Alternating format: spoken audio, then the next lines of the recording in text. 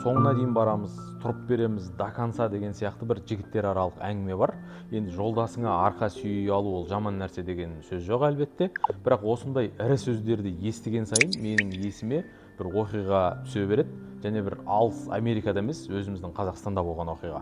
Жауырыны жер иіскеп көрмеген, жұдырықтары бір талай мұрынды тегістеген жігіттердің басынан өткен оқиға ғой.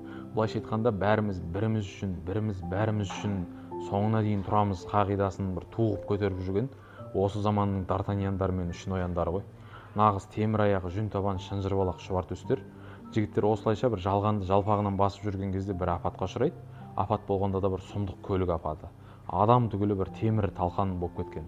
Достарын жуындыруға, кебіндеуге әлгі тұрып беретін жігіттердің бірі де бір кіре алмапты деседі.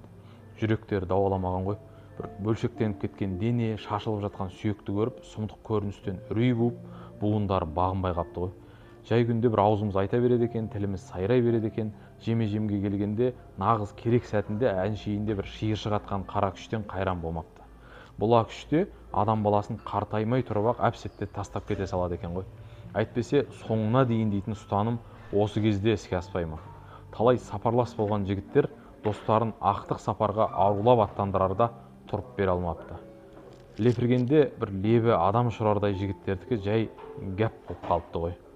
Яғни өзімізге, күшімізге тәуекел етуге болмайды екен жігіттер. Қызыл тілде буын жоқ деп айтып жатады ғой, соңын өлшемей сөйлей салуға болмайды екен жігіттер.